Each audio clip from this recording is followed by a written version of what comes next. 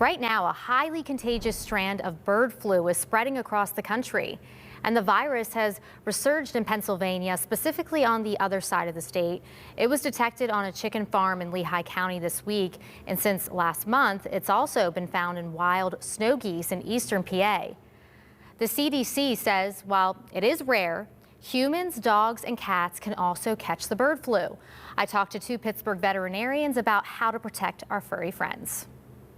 Even though we call it the bird flu, other animals can catch it. The one that we're most concerned about is the one that's called H5N1. This virus particularly is considered to be a highly pathogenic avian strain, and it can spill over into mammals. Medical director at Frankie's Friends Cat Rescue, Dr. Becky Morrow, studies infectious diseases. She's not so much worried about dogs when it comes to avian influenza, but cats seem to be at a greater risk of getting the virus. The cats seem to be quite affected by this strain because we're seeing dairy cattle, and then the cats that were associated with the dairy farms are the ones that were coming down with it. What we're understanding is the highest risks to cats are the ingestion of wild birds, contaminated meat. The biggest thing right now is to avoid any raw diets, raw milk, because even our indoor kitties will be at risk for that. More than a dozen cats nationwide have been sickened or killed by bird flu.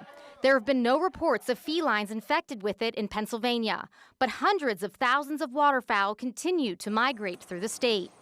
Dr. Marit Bakken, wildlife and clinical medicine veterinarian at Humane Animal Rescue of Pittsburgh, says there are some concerning signs with kitties getting sick with the virus. A lot of cats are getting this disease, and they also are getting very sick from it. And dying, to be completely honest, is very worrying.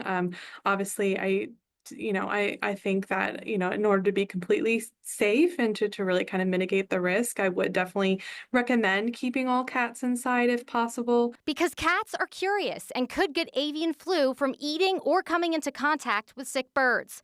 Dr. Bakken says dogs and cats should stay away from waterfowl. You never really know, and the risk is more in waterfowl and like domestic, animals like chicken. It's just always kind of better to stay on the side of safe rather than sorry, when dealing with these kind of new emerging viruses.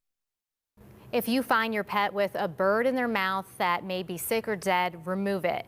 Then contact the State Game Commission and a veterinarian to be safe. You'll also want to monitor your pet for respiratory and neurological symptoms, including sneezing, runny nose, being lethargic, wobbly, or not eating as much as usual.